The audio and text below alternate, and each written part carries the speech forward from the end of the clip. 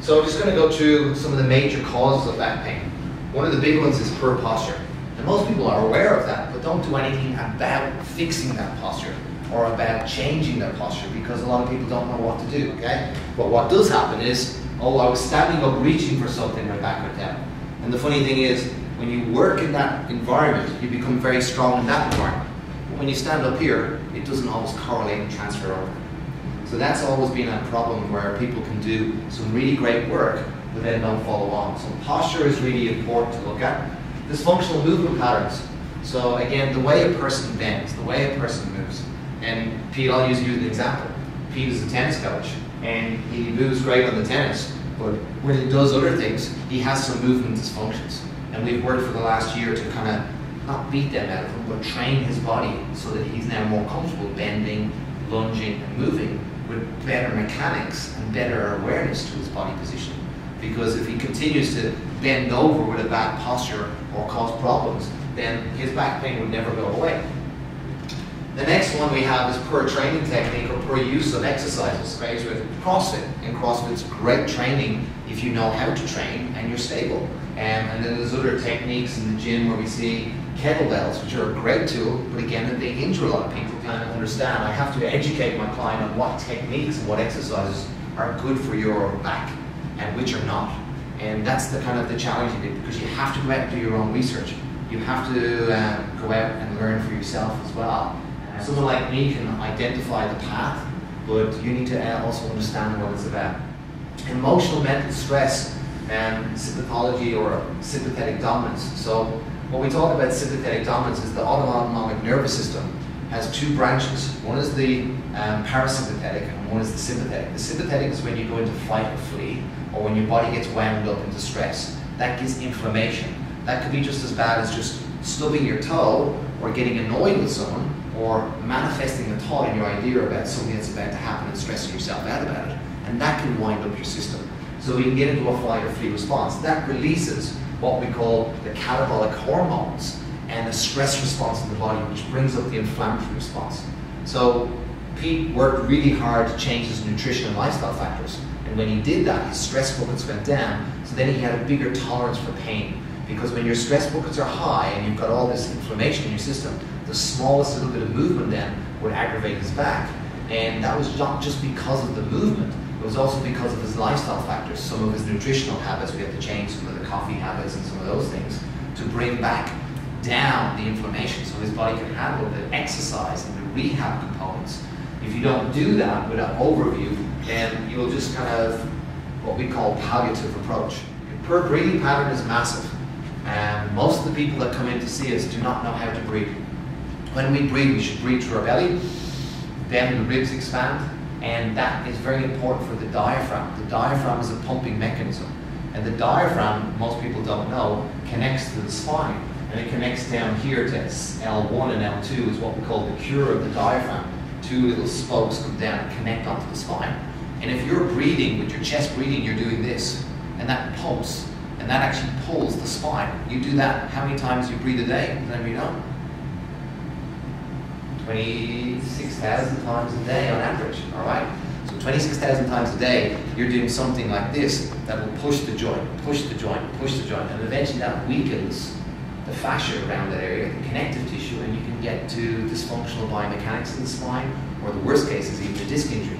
So a lot of people don't realize that how breathing can actually oscillate the spine. Yep? Which part of the spine is mostly affected by that? And the lumbar spine, but it also affects the whole spine. You also get the neck and the cervical spine as well, if they're not breathing. The spine has what we call curvatures called sinusoidal curvatures, which just mean an S-shaped curvature. So the start of the S goes here, that's the first S, and then it goes down the lumbar spine and then it goes into the sacrum. When you breathe in, the spinal curvatures straighten out, and then when you exhale, they come back down again. So there's a pumping mechanism. So the spine straightens up, inhalation, exhalation. And it's minute. You may sometimes feel it. And that's one of the tests we do to see if the mechanics of the spine are working well. When you put yourself against the wall and you breathe, there should be a little bit of a movement. It's only a couple of millimeters. If it's less than about a centimeter, I'm saying, well, there's mechanical dysfunction, the joints have locked, now I need to screen the spine. I'll go through each of the 33 joints in the spine and start to feel where that joint is restricted.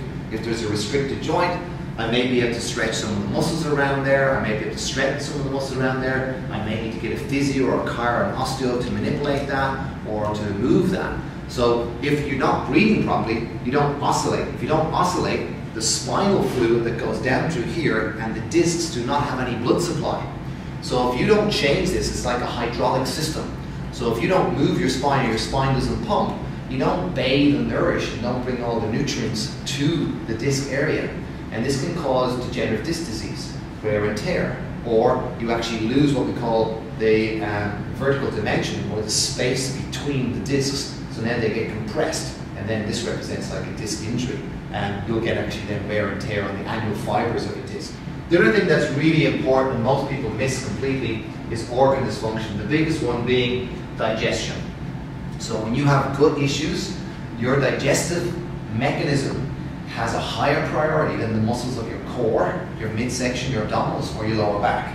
And this term here, viscerosomatic reflex, means when an organ, like you eat something that inflames your gut or has an allergic or sensitivity in your abdominal wall, then what happens is the nerve gets hijacked that would normally turn on the muscle to feed the organ, because the organ is more important. I mean, if you had a sore leg or something like that, but an organ that's diseased, you can't really live too long without a liver, but you can live without a leg. I mean, you can get by. I mean, you wouldn't like it, but you could live without it, right? So if the liver gets taxed, the body has a higher priority. It's more important to save the liver than to feed fuel to the muscles of the body. So what the body does is it hijacks the nerve pathway, and that's what's called a viscerosomatic reflex. And this is where doctors will sometimes go in and palpitate, do muscle energy techniques or muscle testing, functional muscle testing, to see if that nerve is firing and working. We also use dermatome lines, so we use a pinwheel. So you got motor sensory nerves as well. So the motor sensory nerve can be dulled if there's a nerve impingement or a disc impingement. So we have dermatome lines for the lumbar spine, L1, L2, L3, L4, and L5. And with people like Pete that had 2 disc injuries, I actually test his dermatomes to see is one side and more sensitive to the other. And that can let me know if it's a right-sided disc bulge or a left-sided disc bulge. So we also have reproductive and circulatory and adrenals. Now adrenals, if you're not too aware of it, adrenal fatigue is massive at the moment in our industry and in the population. I would say close to 80% of everybody that comes into me has some type of adrenal dysfunction or stress. And that's primarily due to stimulants, burning the candle at both ends, not having enough rest and recovery, but also eating some of the wrong foods.